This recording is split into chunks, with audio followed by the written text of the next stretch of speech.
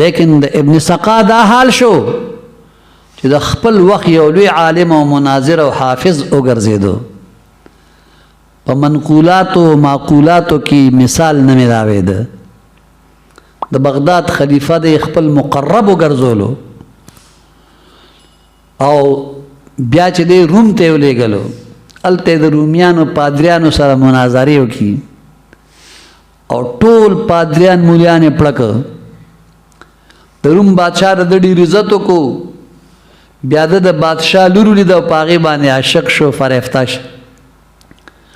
بادشاه ته یې درخواست وکړو چې د لور نکاح ما سره وتړه. هغه ورته وی که اسلام پرېږدي او د عیسیت دین قبلې نو زما د لور نکاح به در سره وکړه. هغه ورته وی چې ابن سقا ورته وی چې دا شرط دې ما ته قبول دی، بس ما اسلام پرېښود او مرتد شوما او د خپل لور ماله په نکاح راکړه. چې اسلام یې پرېښود مرتد شو نو خپله لور یې ولې په نکاح باندې ورکړه. څو ورځې پس سخت بیمار شو او بیماري لاعلاجه شوه. د یو عام لارې په غاړه به پروت و. دا ابو سعید عبدالله صاحب وایي یو ځل پې زرالم چې مې وکته کله به د خپې راغونډې کې او کله به یې وغځولې او فریادونه به یې کول. وایي زه ورله رالم ورسره کېناستم، ما ورته چې ابن سقا څه حال دی؟ وایي دا سترګې داسې راپورته کړي، ما ته په ژړا شو او راته یې وویل چې د بغداد د غوث ازار وهلی یم. د بغداد د غوث ازار وهلی یم. وی ما ورته وی چې ته خو ډېر لوی عالم وي او د قرآن قاری او حافظ وي، اوس دې په ذهن کې څه شته که نه؟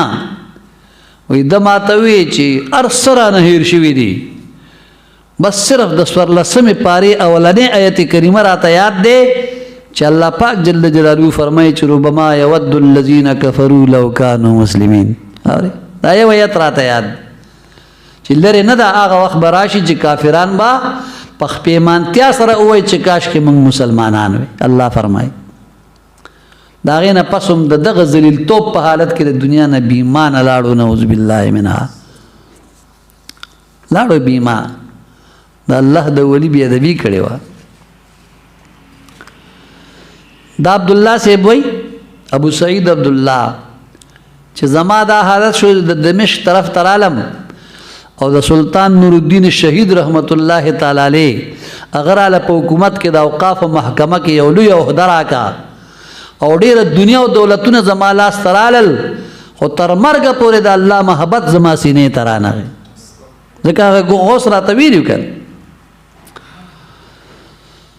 خو ګورئ څوک چې ازلي بدبخته نه وي د هغه دپاره بیا هم څه ګنجایش وي چې ازلي بدبخته نه وي او الله پاک ورلا زر د توبې توفیق ورکوي.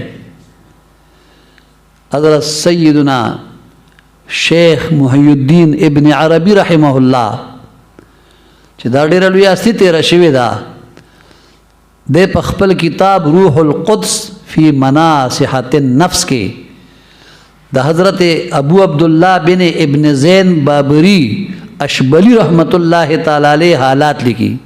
دا یو ولیو ډېر نیک سړی و. فرمایي چې د شمار د الله په دوستانو او اولیاو کې دی. څوک؟ ابو عبدالله بن ابن زین بابری اشبلی رحمت الله تعالی علیه. دا ډېر لوی ولی تېر شوی دی. وایي دا ولی چې دی د ابو عبدالله بن ابن زین بابری اشبلی رحمت الله علیه دی یو شپه ناستو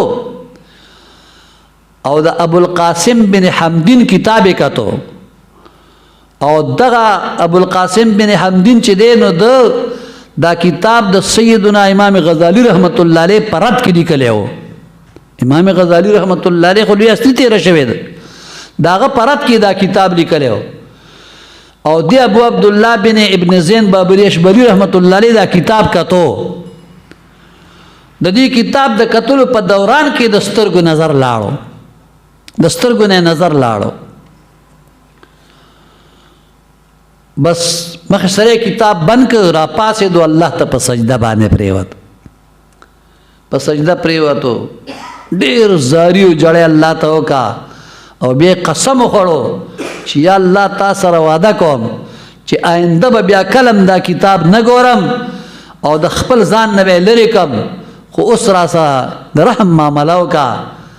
بس هماغه وخت کې نظر بیا سترګو مبارکو ته واپس راغی. زه دې بدبخته نه و که نه، نظر بیا سترګو مبارکو ته راغی. خو ګورئ دی صرف کتاب کا تو دومره نقصان واقع شو. دې نه معلومه شوه چې بعضې کتابونو کتلو سره ایمان مضبوطیږي او بعضې کتابونو کتلو سره ایمان بربادیږي. د بعضې کتابونو نه فیض ملاویږي او د بعضې کتابونو نه زهر ملاویږي. بعضې کتابونو په لوستو سره کتونکي په راه راست باندې راځي او د بعضې کتابونو نه چې بعضې خلق وګوري نو د هغې سره ګمراه کېږي. په کومو کتابونو کې چې دا لیکلي وي یا بعضې نام نهاد مفتیان او یا برای نام مولیان داسې وایي چې رسول الله صلی الله علیه وسلم هیڅ اختیار نه لري، نه ورته اختیار نه لري. او په کومو کتابونو کې چې دا لیکلي دي یا بعضې نام نهاد مفتی یا برای نام مولا داسې وایي چې د چند صحابه کرامو نه علاوه باقی صحابه کرام د ایمان نه اورېدلي، نعوذ بالله.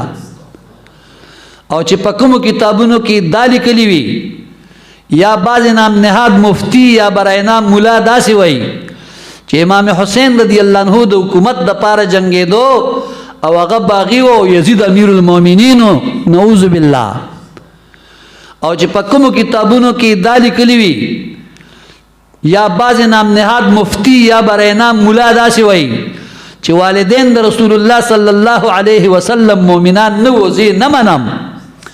او په کومو کتابونو کې چې دا لیکلي وي یا بعض نام نهاد مفتی یا برای نام مولا داسې وایي چې قرآن پاک شته نو حدیث ته څه ضرورت دی.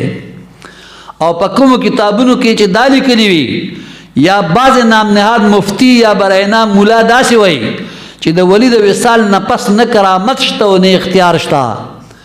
او په کومو کتابونو کې چې دا لیکلي وي یا بعض نام نهاد مفتی یا برای نام مولا داسې وایي چې د اولیاء مزارات د غورځولو او رانولو قابل دي، نو تاسو خپل اندازه ولګوئ چې د داسې کتابونو په لوستو سره یا د داسې بېدینه مفتیانو یا د داسې بېدینه مولیانو په خبرو سره به د خلکو ایمانونه بربادېږي او که نه. د داسې کتابونو د لوستلو نه او د داسې بېدینه مفتیانو او مولیانو د بیانونو نه د الله جل جلاله نه پناه غوښتل پکار دي. وما علی الا البلاغ المبین. درود شریف په نبی علیه الصلاة والسلام باندې